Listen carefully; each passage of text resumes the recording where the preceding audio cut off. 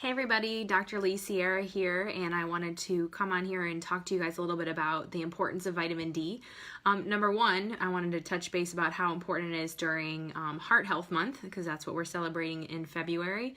And recent studies have shown that having optimal levels of vitamin D, which generally can be rated as anywhere from 40 to 65 in the body, or excuse me, in the blood, can help prevent cardiovascular disease, and also it's been recently shown to help with diabetes. One of the reasons I was looking this up is because I was looking to see what optimal levels of vitamin D can do during pregnancy as well as during different times in your life.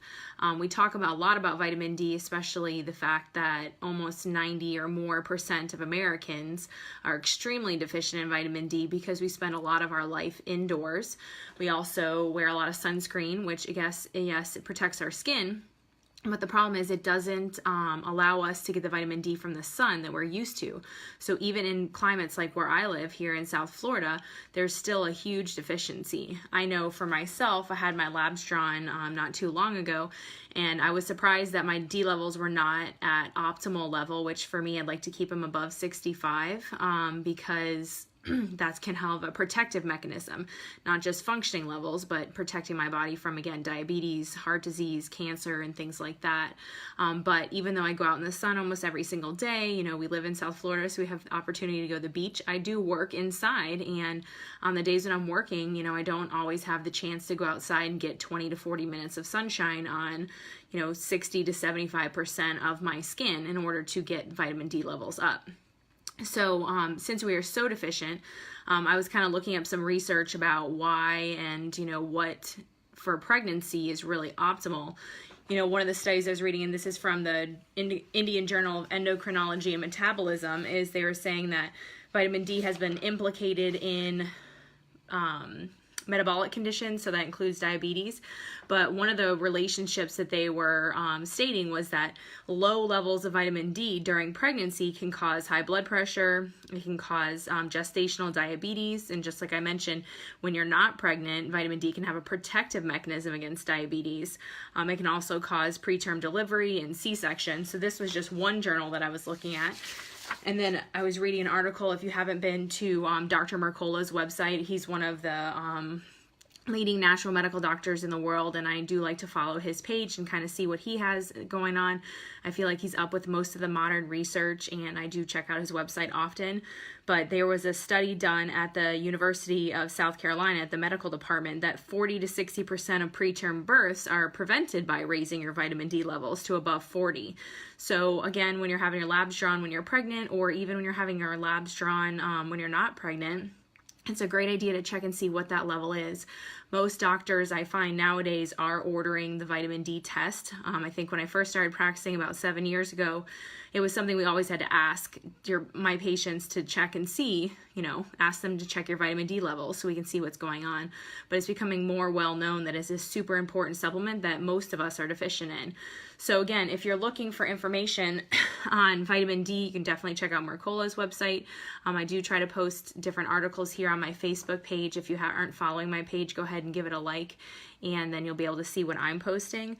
But despite the fact that vitamin D is one of the cheapest supplements you can get, that you can still just get that by going out in the sun. You don't have to spend money at the health food store or wherever you buy your supplements from in order to get that.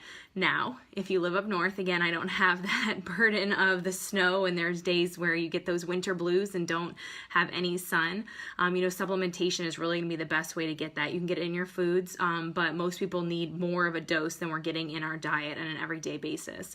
So make sure you're taking a supplement. I usually recommend over 5,000 I use for patients and so forth. But again, if you want to check with your primary, I think that's always a good idea, especially if you're pregnant or have some special conditions and things going on that you need more care and more look into. One of the studies I was reading was saying that up to 6,400 IUs of vitamin D a day is safe during pregnancy.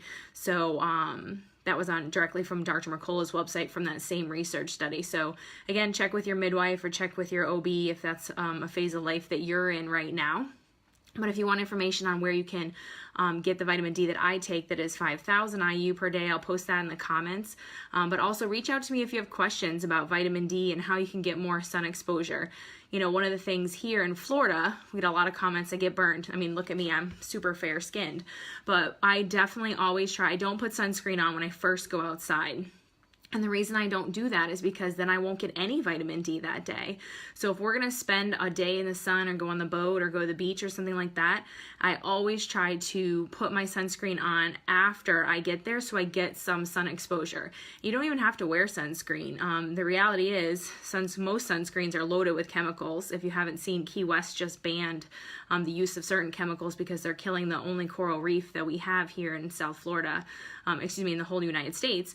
But you can also wear sun protective clothing. You don't have to load your skin up with those toxins. You know, my son, who is just about 2, the best thing that I see now is that they have sun protective swimwear for almost all ages of kids. So he has a swim shirt that he wears when he's at the pool. I also have some long sleeve shirts, like fishing style shirts and so forth, that I'll wear. Of course, I wear a hat and so forth. But I do try to get some sun exposure before I do that.